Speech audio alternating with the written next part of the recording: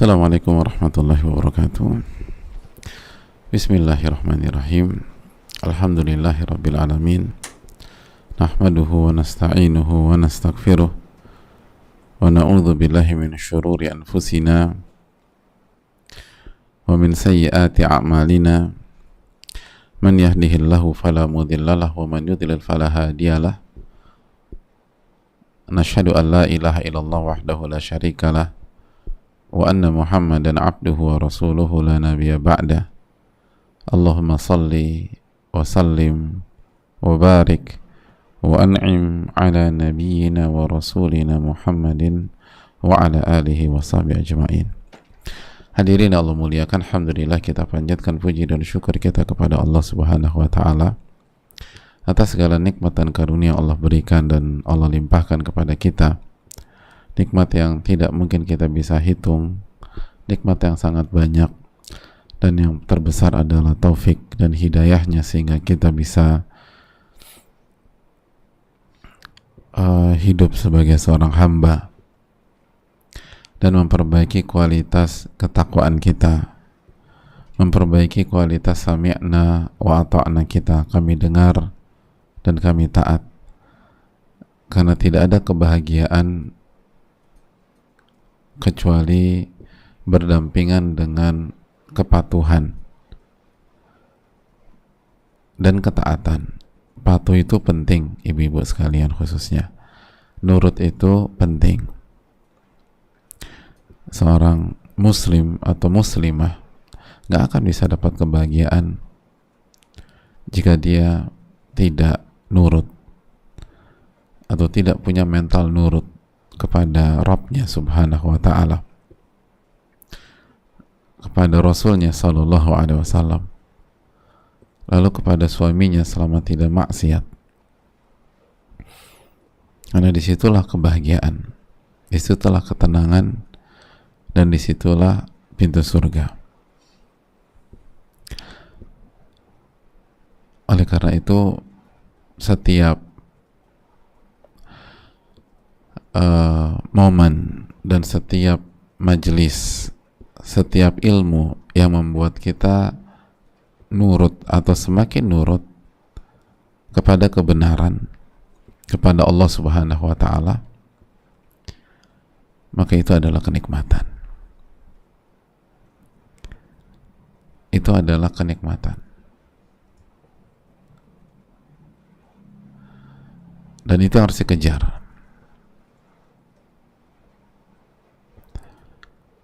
Itu yang harus diperjuangkan. Kalau enggak, hidup kita akan hambar, hidup kita akan rusak, dan syaitan akan bermain. Dan semoga Allah jaga kita dari itu semua, amin ya rabbal alamin. Hadirin Allah muliakan, lalu jaga syahadatain kita, dan marilah kita bersalawat kepada Nabi SAW. Allahumma salli wa sallim wa barik wa an'im ala nabiyina wa rasulina Sayyidina Muhammadin wa ala alihi wa sahbihi ajma'in. Hadirin Allah muliakan, sekali lagi, wanita itu butuh ilmu, ibu-ibu. Wanita butuh ilmu.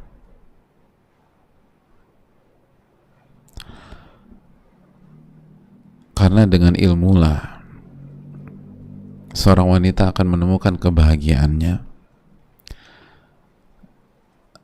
dan akan bermanfaat bagi banyak orang. Dengan ilmu ia akan punya peran sehingga dia mendapatkan kebahagiaan di dunia dan dia akan mendapatkan surga Allah Subhanahu wa ta'ala. Dan kita ulang-ulang terus, ilmu itu bukan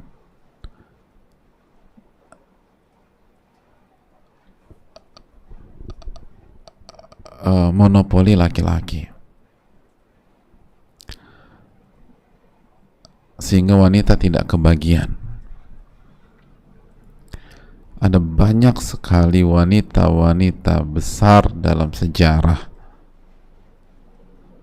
dan mereka mendapatkan keberhasilan, mereka punya karya, mereka punya peran karena mereka punya ilmu. Contohnya Ummu Muhammad. Ummu Muhammad, istri siapa? Zaid bin Juda'an. Ummu Muhammad adalah salah satu contoh bagaimana wanita itu punya peran di masyarakat. Wanita itu menebar kebaikan.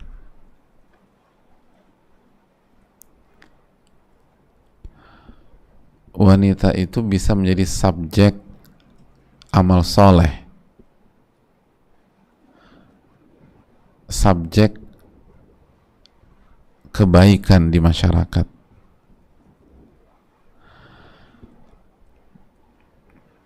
Beliau adalah perawi hadis. Lihat bagaimana perannya meriwayatkan hadis. Dan beliau meriwayatkan dari Aisyah radhiyallahu taala anha. Lihat Aisyah, wanita, istri Rasulullah SAW. Di antara yang meriwayatkan riwayat dari Aisyah adalah Ummu Muhammad. Dan di antara yang meriwayatkan hadis dari Ummu Muhammad adalah anaknya sendiri. Siapa? Ali bin Zaid bin Juda'an. Lihat bagaimana jika ibu itu punya ilmu. Ibu yang punya ilmu bukan hanya memberikan materi, bukan hanya memberikan pelukan, ciuman, dekapan, tapi ibu yang punya ilmu juga memberikan ilmunya kepada anaknya. Ia akan mendidik, ia akan mencetak dengan izin Allah anak-anak yang kuat, yang handal, yang berilmu, yang matang.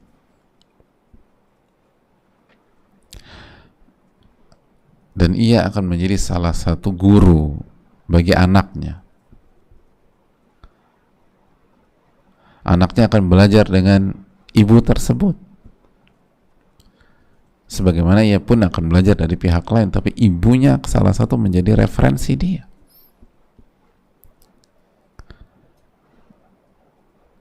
Lihat bagaimana Ummu Muhammad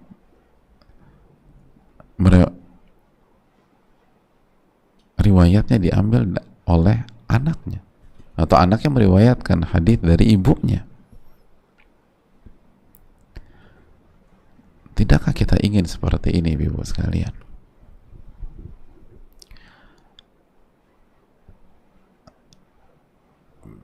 Bukankah kita ingin menanamkan keimanan dalam diri anak kita, menanamkan tauhid dalam diri anak kita, menanamkan ayat-ayat Al-Quran di dalam hati anak kita, menanamkan hadis Nabi SAW di dalam diri anak kita, menanamkan cinta kepada Allah dan cinta kepada Rasulullah alaihi salatu wassalam ke dalam jiwa anak-anak kita, sehingga anak kita tumbuh dengan iman, ketakwaan, nilai-nilai kebaikan yang dimasukkan oleh ibunya. Bukankah itu sebuah keindahan dalam hidup? Dan itu impian setiap ibu-ibu yang punya fitrah. Mereka bercita-cita bukan hanya memberikan materi kepada anak mereka, tapi mereka ingin menanamkan nilai, value, iman, konsep kehidupan yang benar. Dan itu pencapaian dan prestasi yang luar biasa. Nah, kalau kita nggak punya ilmunya, gimana kita bisa nanamkan itu ke anak-anak? Lihat bagaimana Ummu Muhammad. Karena beliau punya ilmu, beliau rawiyatul hadis, beliau periwayat hadis Nabi SAW. Dan kita tahu periwayatan hadis Nabi SAW nggak bisa sembarang orang.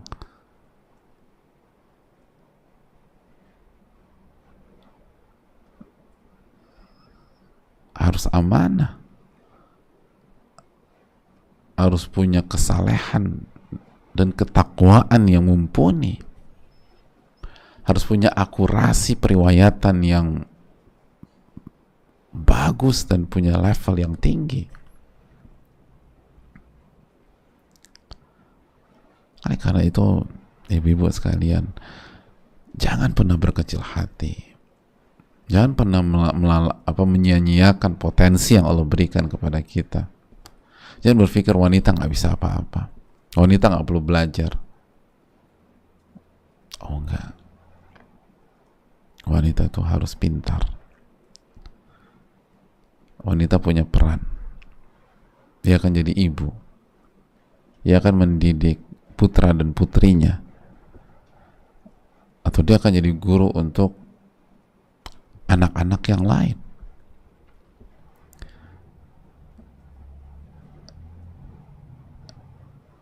Ibu menentukan arah masyarakat, hadirin.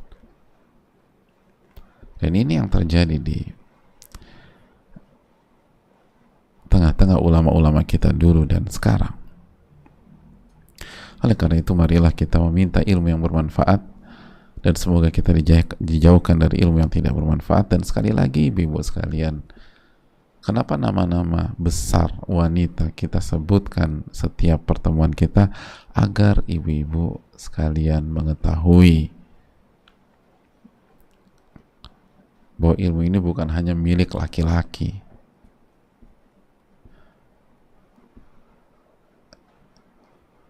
namun ilmu ini sangat akrab dengan wanita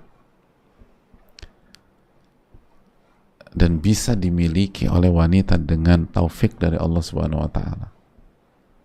Dan inilah kunci bagaimana wanita itu benar-benar punya dampak yang positif dalam kehidupan dan lingkungannya. Dan ini membuat wanita itu terhormat. Yarfa'illahu alladhina amanu minkum walladhina utul ilma darajat. Dalam surat Al-Mujadilah ayat 11, Allah mengangkat derajat orang-orang yang beriman dan berilmu di antara kami beberapa derajat.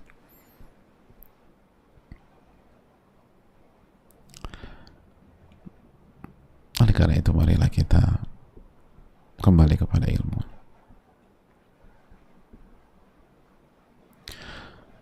Hadirin, mari kita bersama Al-Imam Ibnul Qayyim rahimahullahu ta'ala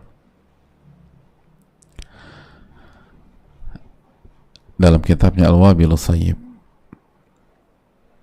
dan beliau menjelaskan tentang keistiqomahan, dan kunci keistiqomahan adalah cinta kepada Allah, atau inti atau kunci keistiqomahan hati. Dan untuk mendapatkan keistiqomahan hati, kita butuh rasa cinta, dan kita butuh pengagungan. Ini yang kedua, pengagungan kepada Allah. Dan pengagungan kepada Allah membuat kita mengagungkan perintah dan larangan Allah Subhanahu wa ta'ala. Kita mengagungkan perintah dan larangan Allah.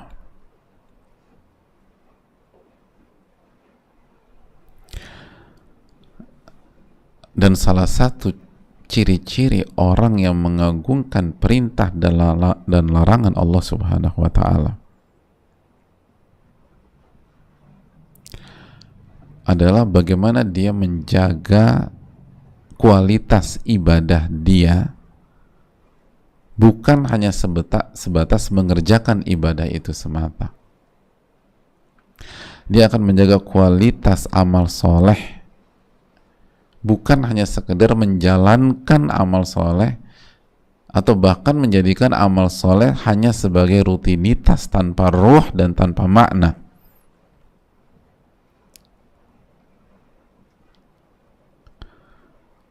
Mulai dari ibadah-ibadah mahdhah, dia jaga sholatnya dan kualitas sholatnya, dia jaga kualitas puasanya, dia jaga kualitas zikirnya, sampai dia jaga kualitas amal dia sebagai seorang istri misalnya. Bukan hanya sebagai menjalankan rutinnya sebagai istri, yang nyiapin sarapan, lalu siapin baju buat suami, siapin ini, siapin itu, bersih-bersih. Oh enggak, dia akan kerjakan dengan ruh. Dia akan jaga kualitas. Dia akan totalitas. Dia akan perbaiki kinerjanya dari waktu ke waktu. Karena ini bukan sebatas rutinitas yang hampa dan kosong. Ini mahal. Ini pahalanya besar. Begitu juga ketika dia jadi ibu. Dia bukan hanya menjalankan rutinitas, nyiapin sarapan buat anak-anak, lalu nyiapin baju seragam, atau mungkin ketika sudah offline kembali antar jemput anak. Enggak. Dia akan totalitas, jaga kualitas. Dia akan mendidik anaknya dengan semangat yang luar biasa, dengan ruh. Lalu dievaluasi terus, kinerja saya gimana, kerjaan saya gimana, apa catatannya, apa kekurangannya, apa yang harus saya perbaiki, terus saya perbaiki kualitasnya. Ketika seorang wanita itu dikasih amanat, dia kan bukan hanya sekedar ngejalanin amanat itu, tapi dia jaga baik-baik. Kalau bisa dapat nilai 10, kenapa dapat nilai 9? Kira-kira kalau kita analogikan dengan angka. Dia sangat menjaga kualitas. Bukan yang penting selesai, yang penting kelar, masuk pagi, pulang sore, enggak. Kalau dia kasih amanat, dia akan berusaha pastikan amanat itu berjalan dengan maksimal. Walaupun nggak ada yang tahu. Walaupun mungkin ekspektasi dari pihak itu biasa-biasa aja. Tapi orang-orang yang menta'zim, yang mengagungkan Allah, mengagungkan perintah dan orang, tidak akan berhenti sampai di situ. Dia akan perbaiki kualitas.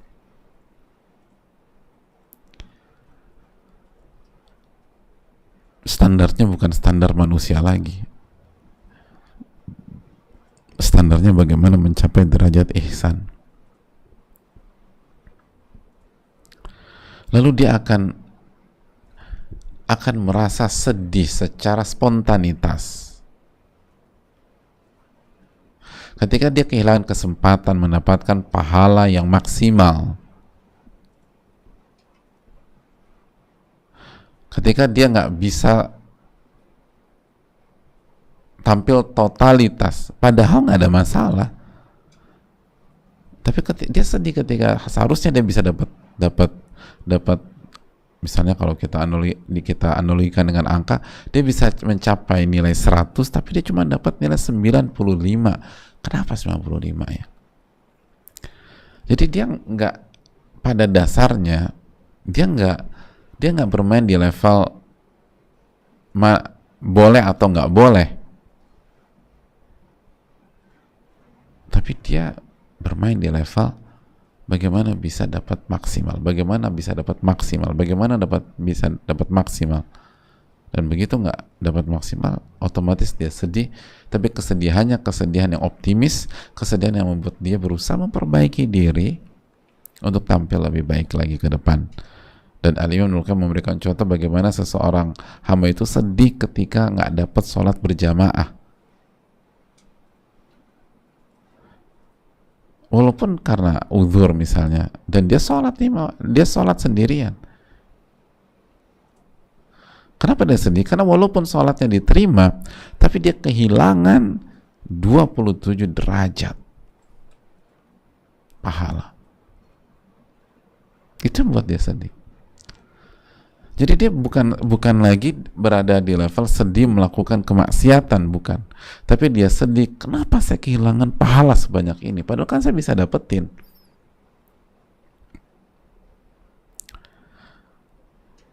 Lalu Al-Imam Ibnu Qayyim memberikan analogi apabila seseorang melakukan jual beli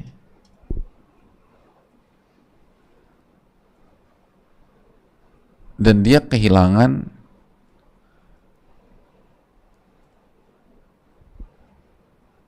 yafutuhu fi safqatin wahidah fi bab min ghairi safarin wala mashaqqa 27 dinaran, dia kehilangan kesempatan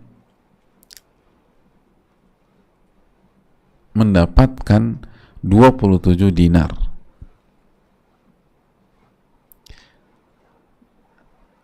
ketika dia melakukan jual beli di negerinya tanpa melakukan perjalanan dan kesulitan, dia kehilangan kesempatan mendapatkan 27 dinar.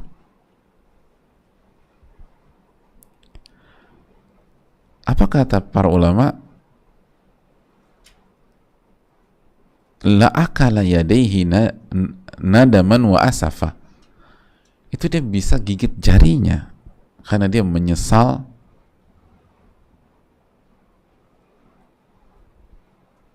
dan menyayangkan hal tersebut. Dan istilah gigit jari kan ada di kita. Ya udah deh. Kamu tinggal gigit jari aja. Maksudnya itu penyesalan, ya kan? Gigit jari adalah simbol orang tuh nyesel. Jadi orang yang kehilangan 27 dinar, harusnya dia bisa dapetin itu, tapi dia nggak dapat. Itu ada orang bisa gigit jari. 27 dinar, 1 dinar 4,25 gram emas, lumayan. Kali 27, kali kurs emas berapa? Mungkin sekarang 1 juta. Kehilangan angka segitu, orang tuh bisa gigit jari dan nyesel. Lalu kata para ulama, fa kaifa wa kullu dha'fin mimma tudha'af bihi salatul jamaah khairun min alf wa alfi alf wa masya Allah ta'ala. Lalu bagaimana dengan pahala salat berjamaah yang dilipat gandakan oleh Allah Subhanahu wa ta'ala menjadi 27 kali lipat, dan setiap 1 kali lipat atau setiap derajat itu lebih baik daripada 1000 bahkan 1 juta min alf wa alfi alf, lebih baik pada 1000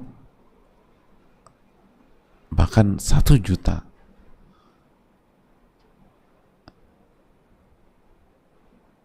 Materi dunia, angka di dunia, wah masya Allah, bahkan bisa dilipat gandakan lebih tinggi dari itu. Fa idza fawwata al-'abdu 'alaihi hadzal ribha khasira qat'an.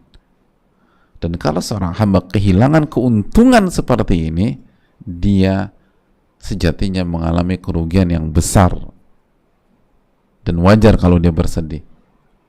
Ingat loh, kehilangan keuntungan, bukan modalnya hilang, bangkrut, enggak. Ini kehilangan keuntungan, kehilangan keuntungan yang harusnya bisa dia dapatkan. Maka itu dinamakan rugi. Bisa dimengerti nggak? Beda dengan orang jual beli dan dia modalnya 100 juta, ternyata ruginya 200 juta, jadi dia rugi 100 juta, itu rugi clear. Tapi ini misalnya itu tadi, dia bisa dapat 1 M tapi dia hanya untung 200 juta, maka dia kehilangan kesempatan untung 800 juta. Itu pun kata para ulama katakan dia rugi, padahal modalnya aman dan tetap dapat untung. Dia dapat untung 200 juta tadi, tapi seharusnya dia bisa dapat 1 M gitu loh.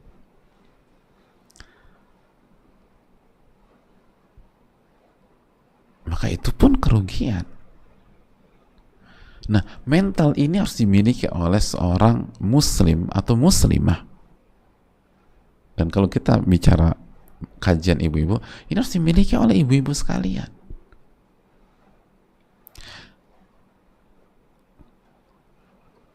Ketika kita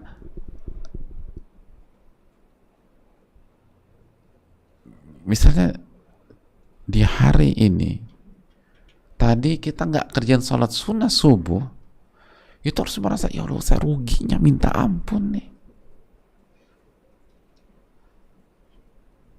Sampai mungkin ditanya sama suami kita, kamu kenapa sih? Kamu melakukan dosa? Enggak sih. Ya terus kenapa? Aku nggak sholat qobliyah subuh tadi.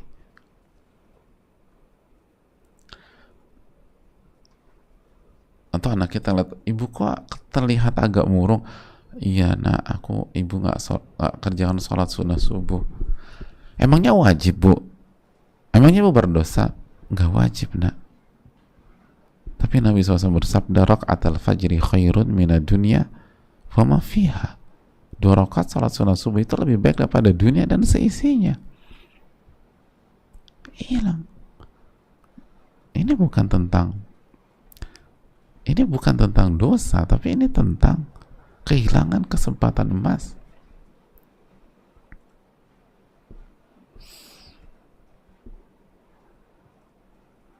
Seorang istri misalnya ketika tadi menyiapkan sarapan buat suaminya, dia siapkan semuanya, makanannya selalu enak.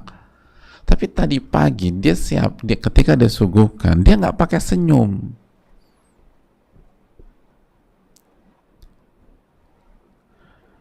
Itu wanita yang mengagungkan Allah itu bisa sedih. Kenapa tadi aku nggak senyum sama suamiku ya? Aku kan kehilangan pahala besar. Aku kehilangan pahala besar.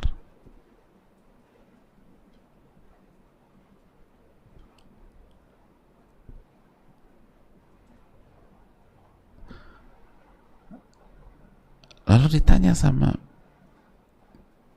misalnya sahabatnya, kelihatan kok murung banget. Kenapa sih kamu tiba-tiba murung? Iya, aku nggak senyum sama suami tadi pagi. Terus sahabatnya kejar, tapi suami kamu ridho kan? Ya belum sih, baik banget, nggak ada apa-apa, bahkan senang gitu loh segala macam.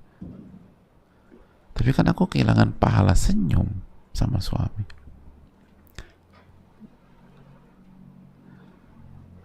Aku merasa rugi gitu loh.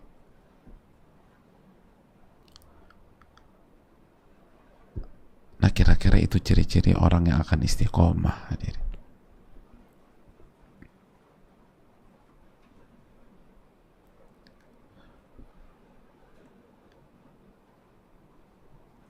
Orang yang kan dia merasa kehilangan itu tuh.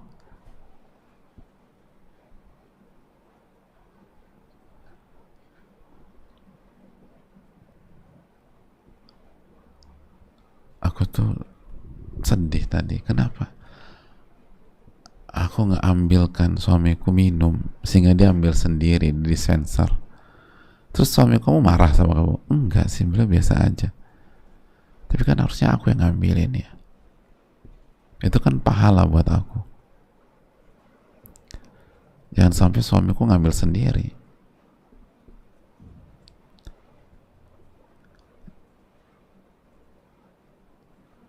Jadi wanita-wanita istimewa tuh levelnya tuh di sisi itu, hadirin.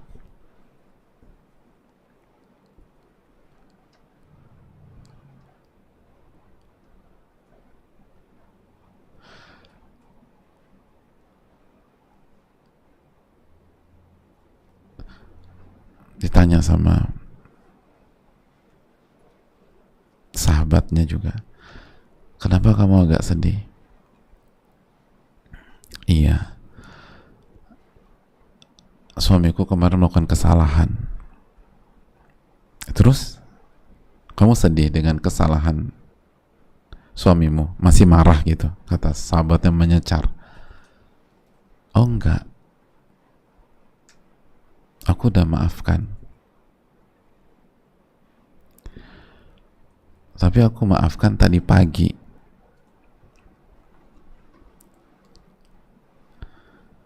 Padahal beliau buat salah kemarin malam pas maghrib. Terus masalahnya apa? Kata sang teman, aku sedih aja. Harusnya kan aku maafkan begitu maghrib tersebut. Kenapa aku biarkan satu malam berlalu, lalu aku baru maafkan tadi pagi? Coba aku langsung maafkan, aku kan dapat pahala banyak. Aku aku dapat pahala berlimpah dari Allah. Tadi malam kan Allah akan kasih keberkahan lebih. Lalu juga aku juga banyak salah sama beliau. Dan ketika aku salah, aku ingin langsung dimaafkan. Nggak didiamkan selama 1 malam. Dan bukankah Nabi SAW bersabda, la yu'minu ahadukum hatta yuhibba li akhi ma yuhibbu li nafsi. Tidak beriman salah seorang dari kalian sampai dia menginginkan untuk dirinya. Tidak beriman salah seorang dari kalian sampai dia menginginkan untuk saudaranya apa yang dia inginkan untuk dirinya sendiri. Sebagaimana aku ingin dimaafkan langsung, aku juga harusnya kan memaafkan suamiku langsung. Tapi ternyata aku belum bisa maksimal. Aku masih nunda. Dan akhirnya waktu berjalan 1 malam. Dan aku baru maafkan tadi pagi. Sehingga aku kehilangan pahala banyak dari Allah Subhanahu wa Ta'ala. Bisa nggak kira-kira gitu? Hadirin. Dan begitu seterusnya. Atau masalah dengan teman lah. Kenapa aku diemin dia? Harusnya kan aku langsung maafin aja. Kenapa sampai 2 hari berlarut-larut? Aku nyesel deh. Padahal temennya yang salah misalnya. Atau tadi suami yang salah. Tapi dia selalu itu kesedihan spontanitas ketika kehilangan pahala. Kenapa? Karena dia mengagungkan hal itu. Nah, itulah ciri-ciri orang yang akan istiqomah.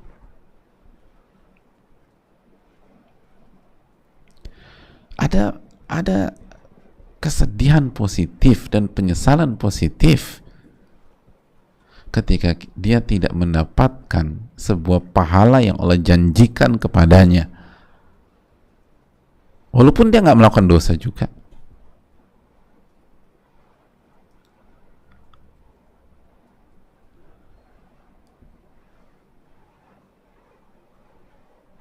Gitu poinnya. Dan itu harus dijadikan sebagai standar kita. Dan kita perbaiki standar itu pelan-pelan.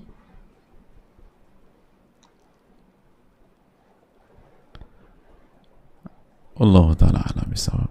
Itu contoh dan kembangkan sendiri ya ibu-ibu sekalian. Tapi intinya adalah kita merasa kok aku nggak dapat pahalanya. Misalnya sekarang bulan Sya'ban, Nabi SAW memperbanyak berpuasa di bulan Sya'ban. Lalu kita belum banyak berpuasa sampai hari ini. Dan ada banyak hari-hari di awal-awal Sya'ban misalnya kita miss, kita lewatkan tanpa ada alasan syar'i, tanpa ada argumentasi, tanpa ada maslahat yang jauh lebih besar, ya cuman nggak puasa aja. Kalau dia mau puasa bisa sebenarnya, atau kalau kita mau puasa bisa, tapi kita nggak puasa aja. Sekarang aduh aku nyesel banget, kenapa ya nggak start dari awal. Itu juga aku nggak ngapa-ngapain.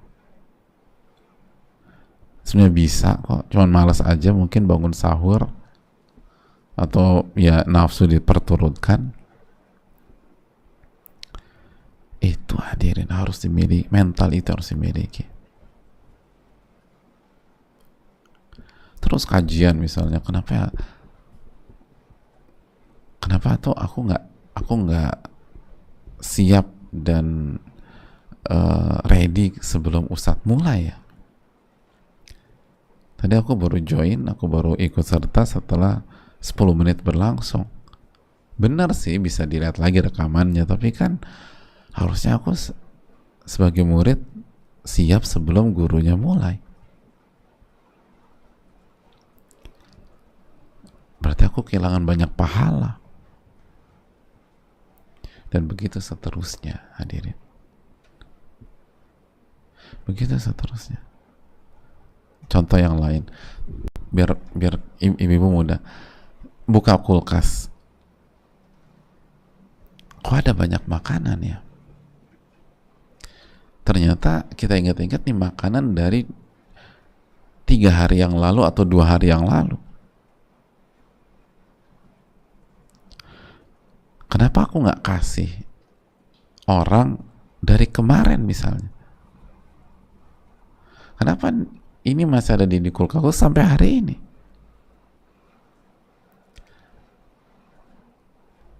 Dan makanannya belum basi. Kalau basi kena yang lain, kena bab lain, kena mubadzir. Ini nggak basi. Cuman menyayangkan kenapa aku atau kenapa kita baru kepikiran ngasih itu hari ini. Harusnya kemarin dong gitu loh. Ingat kalau basi, gara-gara kita cuma nimbun-nimbun aja itu kena kotak lain. Tapi ini nggak basi. Hari ini kita bisa kasih. Tapi kalau bisa kemarin, kenapa hari ini kan? Kumpulin baru sana. Kenapa ya? Padahal kan aku bisa dapat pahalanya dari kemarin.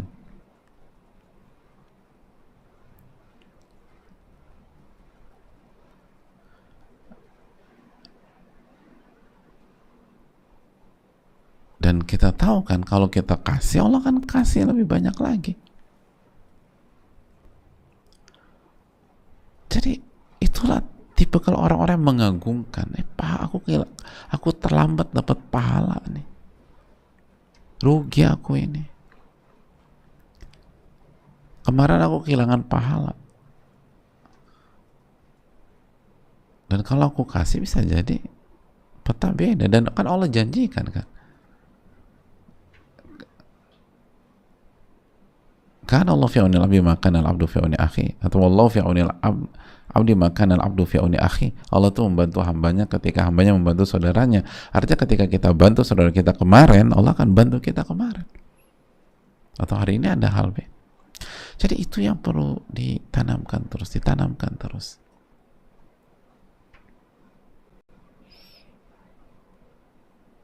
Ada orang butuh bantuan kita kasih misalnya 4 juta, padahal kita bisa kasih 5 juta. Kenapa aku kasih cuma 4 juta ya?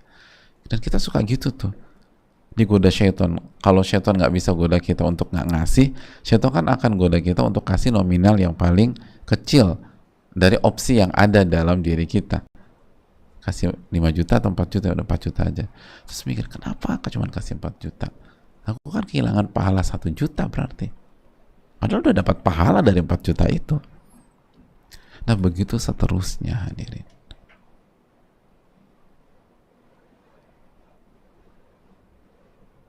Begitu seterusnya.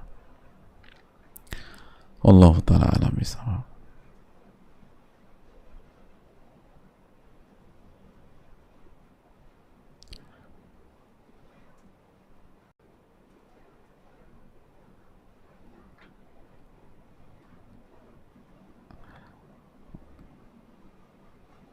Kita buka sesi tanya jawab.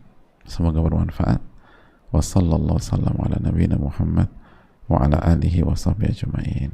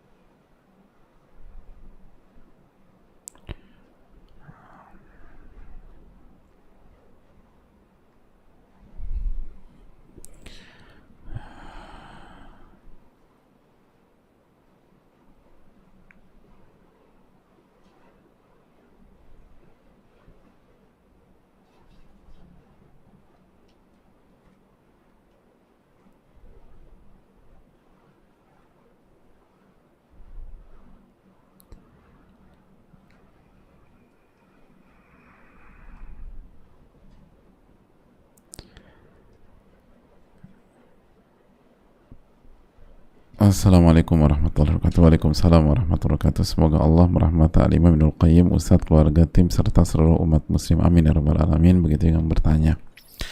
Izin bertanya Ustadz, qadarullah ayah saya belum ngaji. Beberapa kali sering memberikan pendapat yang saya tidak setuju dengan beliau, karena pendapat beliau bertentangan dengan firman Allah dan hadis Rasul. Saya sempat beberapa kali terpancing menjadi berdebat agak lama. Saya tidak ingin menyinggung beliau, apalagi sampai menyakiti hatinya dengan pendapat saya. Tapi timbul kekecewaan saat yang disampaikan beliau betul-betul menyelisih dan menyangkut tauhid kepada Allah. Mohon nasihatnya Ustaz, jazakallahu khairan. Ya, terima kasih atas pertanyaannya. Hadirin Allah muliakan, yang pertama, perbanyak istighfar dan taubat kepada Rabbul Alamin. Perbanyak istighfar dan taubat, minta pertolongan kepada Allah. Itu yang kedua, minta pertolongan kepada Allah.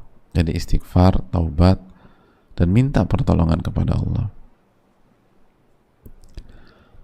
Dan doakan orang tua kita, doakan orang tua kita, doakan orang tua kita, doakan orang tua kita.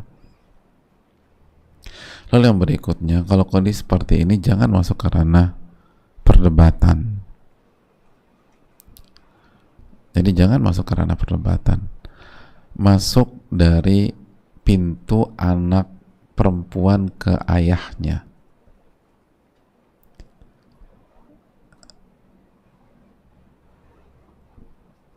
Masuk dari pintu manjanya anak perempuan di hadapan ayahnya, sesuai dengan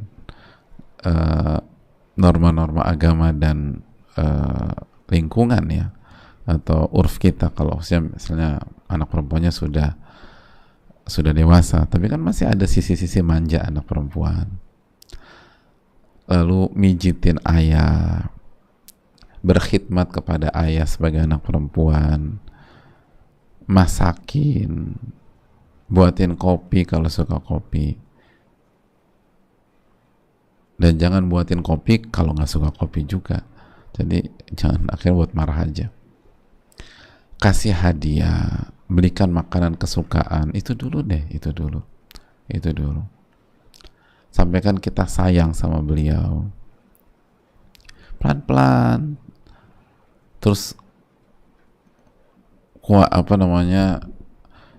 kuatkan sisi sholat kita. Wasta'inu bis sabri wassalah, minta pertolongan kepada Allah dengan sabar dan dengan sholat. Biiznillah, insya Allah ada banyak perubahan. Insya Allah akan ada banyak perubahan. Wallahu ta'ala bishawab.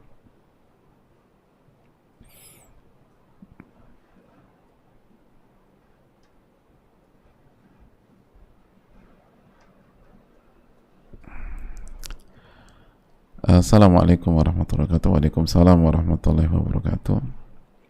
Semoga Allah merahmati Al-Imam Ibnul Qayyim, para ulama kita, dan semoga Allah merahmati Ustadz, keluarga, tim, dan keluarga, dan seluruh kaum muslimin dengan dikokohkan di atas iman, hidayah, dan diberikan kebaikan di dunia akhirat, dan dimasukkan ke dalam surga firdausnya kelak. Amin ya rabbal alamin. Ustadz, sebelumnya saya sangat berterima kasih atas ilmu yang Ustadz ajarkan kepada kami. Semoga Allah terima. Ustadz, qadarullah wa masyafa'al, saya berulang kali ta'aruf dan tidak berlanjut, ditolak. Kondisi tersebut membuat saya down, sampai akhirnya ada laki-laki yang mendekati saya dan membuat saya terjatuh dalam hubungan walaupun LDR. Saya tertarik karena beliau seorang santri pondok pesantren, seorang hafil. Beliau juga suka mengisi khutbah Jumat. Keluarga beliau juga menggeluti dunia ilmu, dan kami juga seakidah dan sekonsep, semetode. Tapi walaupun begitu, lama-kelamaan ini membuat saya khawatir dan tidak nyaman, dan saya merasa banyak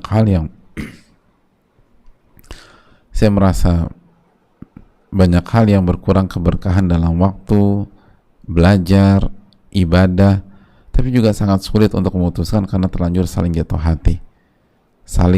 Berarti dia juga tertarik, dan saya tertarik akan kedudukan beliau. Namun untuk menikah pun belum ada izin dari ayah beliau, karena beliau harus fokus pada melanjutkan kuliah dan mengurus pondok, karena usia kami beda 6 tahun, beliau lebih muda dari saya, Ustaz. Mohon nasihatnya Ustaz, saya harus bagaimana? Jazakallahu khairan wa barakallahu fikum. Terima kasih atas pertanyaannya. Hadirin Allah muliakan,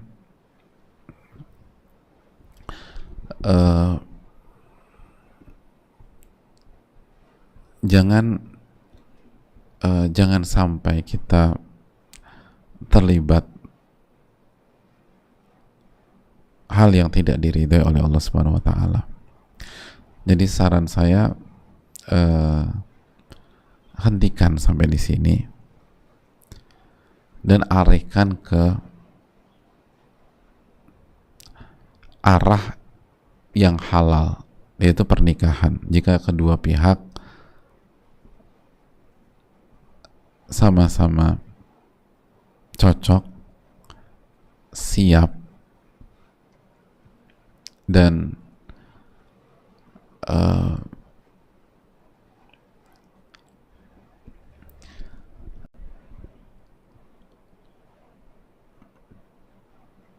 punya komitmen untuk menjalankan ini dengan benar gitu loh.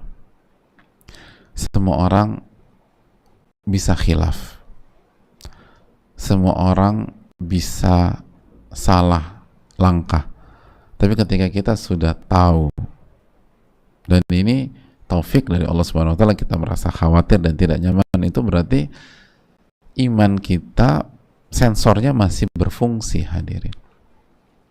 Maka segera ambil langkah,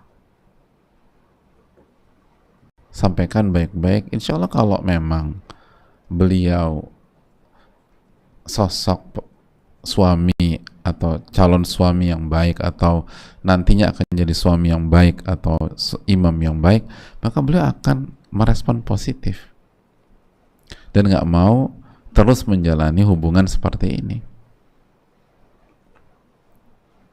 Adapun belum dapat izin dari ayah beliau, semua bisa berubah dengan taufik Allah, lalu dengan kejujuran kita, dengan doa kita, dan dengan komunikasi yang kita bangun.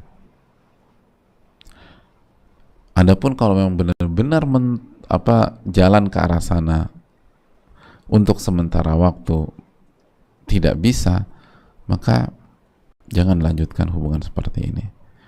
Dan bisa jadi seseorang yang belum berjodoh dengan kita hari ini bisa jadi berjodoh kepada kita 6 bulan yang akan datang. Artinya, tapi jangan lanjutkan hal yang tidak diridhoi oleh Allah Subhanahu wa taala. Wallahu ta'ala bishawab.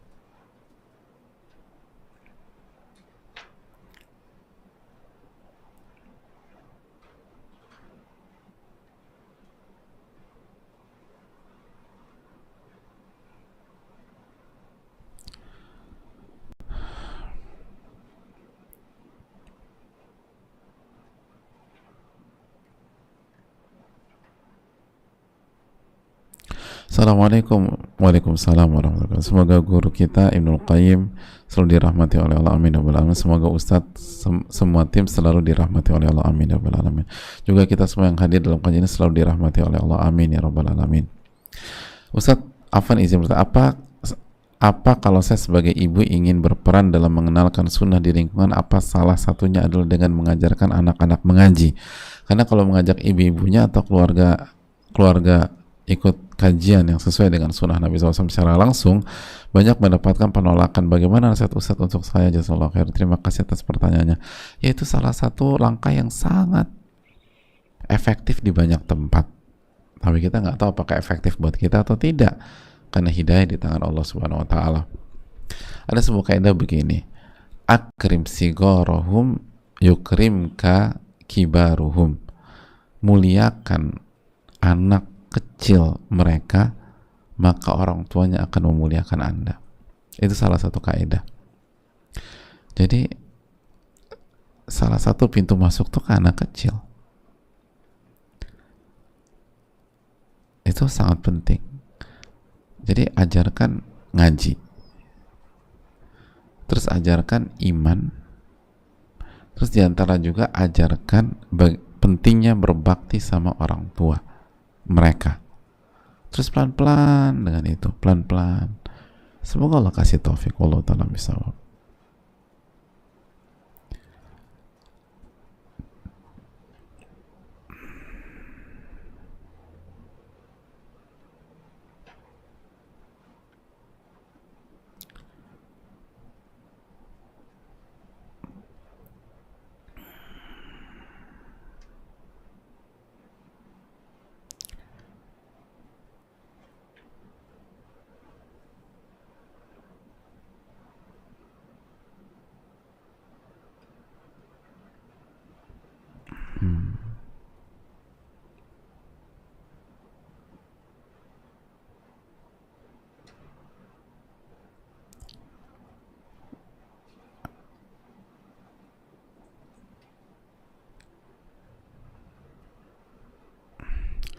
Assalamualaikum warahmatullahi wabarakatuh. Waalaikumsalam warahmatullahi wabarakatuh. Semoga Allah merahmati Imam Ibnul Qayyim beserta para ulama, merahmati Ustadz seluruh umat muslim di dunia, amin ya rabbal alamin.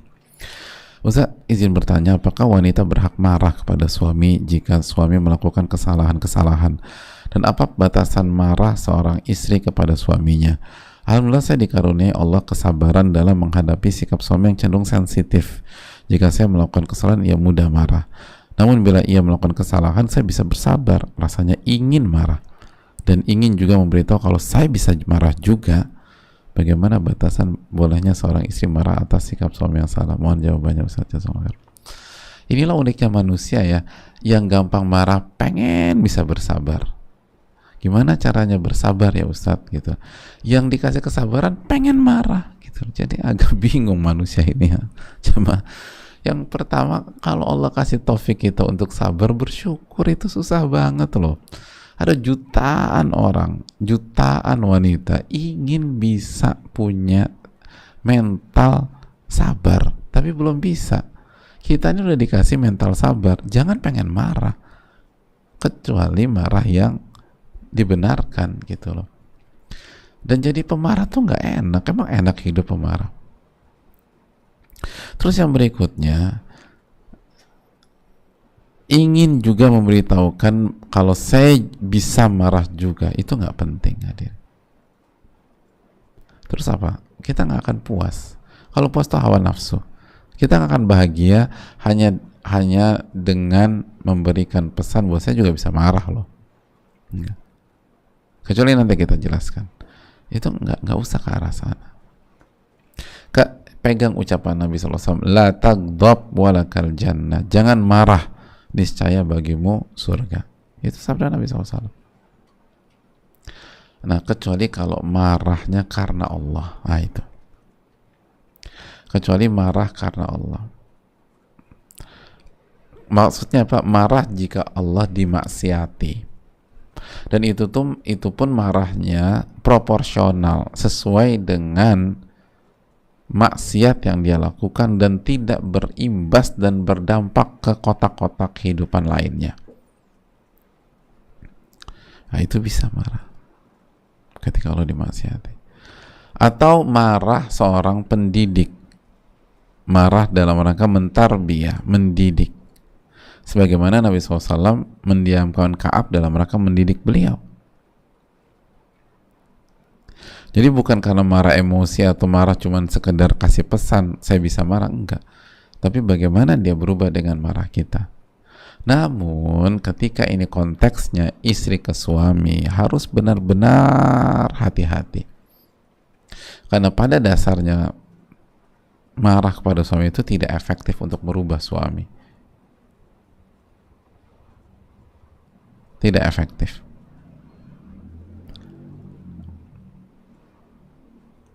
Maka Allah dan Rasulnya tidak mengajarkan istri untuk marah kepada suaminya secara personal atau dalam rangka merubah.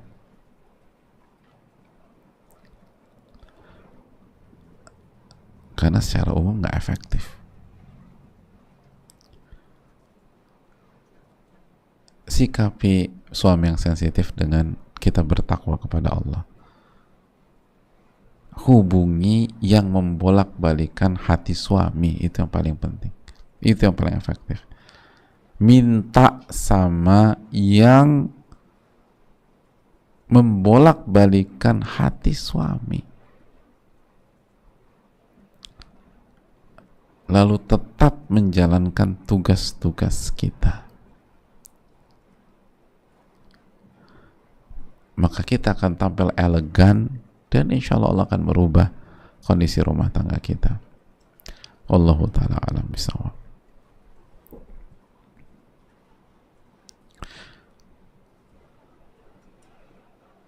Dan bersyukur kita diberikan kesempatan diberikan taufik untuk menahan rasa marah.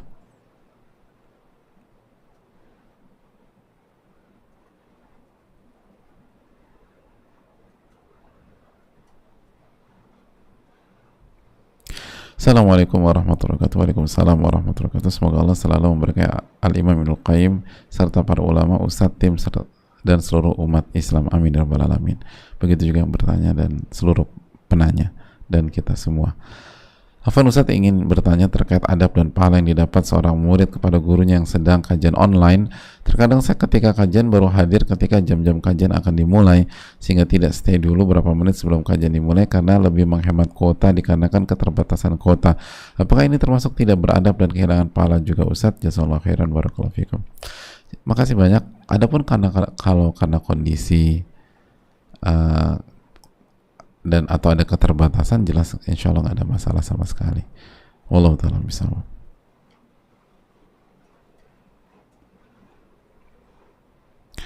Assalamualaikum warahmatullahi wabarakatuh. Waalaikumsalam warahmatullahi wabarakatuh. Semoga Al-Imam Ibnul Qayyim, keluarga, para guru sebelumnya selalu diberkahi dan dirahmati Allah Subhanahu wa taala. Semoga Ustadz, keluarga dan tim semuanya dan kita semua kaum muslimin selalu diberikan ketakwaan, iman, hidayah, selalu diberkahi, dirahmati oleh Allah, diberikan kesehatan sama Allah. Amin ya rabbal alamin. Dan begitu juga yang bertanya dan kita semua. Wafaqanallahu wa iyyakum. Afwan Ustadz, kedua saya merasa sedih tidak bisa melaksanakan puasa Sya'ban karena saya sakit lambung, luka, pendarahan di lambung, radang usus, radang tulang. Mohon doanya Ustadz, semoga tidak sampai autoimun. Amalan ibadah apa yang bisa saya lakukan? Jazakallahu khairan Ustadz dan tim semuanya. Yang pertama, hadirin sekalian, niat.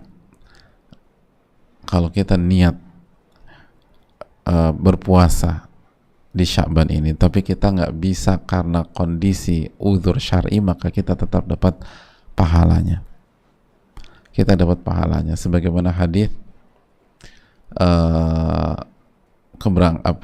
orang yang nggak bisa, atau sahabat yang nggak bisa berangkat ke Tabuk, dan kita sudah bahas hadis itu dan juga ada di Riyadhus Shalihin. Jadi niatkan biar kita tetap dapat pahalanya. Lalu yang kedua yang bisa kita lakukan juga, kasih makan orang yang berbuka atau kasih makan buka puasa ke orang yang puasa di bulan Sya'ban ini. Karena kan kalau saya memberikan makan berbuka, maka dia dapat pahalanya tanpa mengurangi pahala orang tersebut. Jadi kasih makan kepada orang yang berbuka. Terus yang ketiga, banyak baca Al-Quran di bulan Sya'ban. Banyak baca Al-Quran di bulan Sya'ban.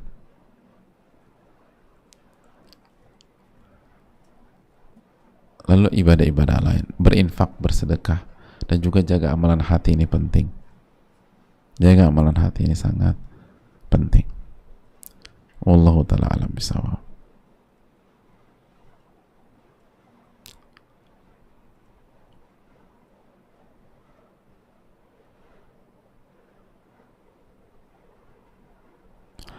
Saya rasa cukup sampai di sini. Jazakallahu khairan, semoga bermanfaat. Mohon maaf banyak pertanyaan yang tidak terjawab. Semoga Allah memberikan taufik kepada kita dan semoga bisa terjawab di lain kesempatan atau dijawab oleh guru-guru kita. Semoga Allah memberikan ampunan bagi kita dan menerima amal ibadah kita. Subhanakallahumma wa bihamdika, la ilaha illa anta, astaghfiruka wa atubu ilaik. Assalamualaikum warahmatullahi wabarakatuh. Sebaik-baik Ramadan, berbagi paket pangan Ramadan. Tunaikan dari sekarang dan segera dapatkan keberkahan insya Allah.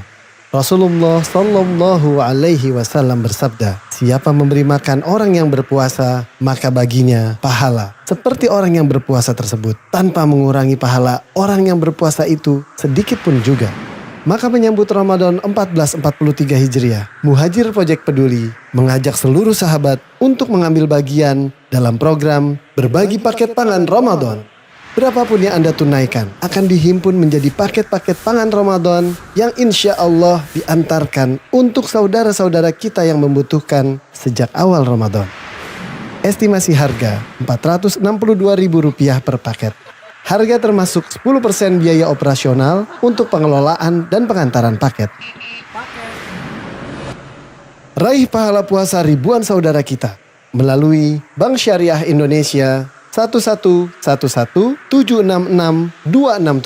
atas nama Yayasan Muhajir Peduli Indonesia. Sebaik-baik Ramadan, Muhajir Project Peduli.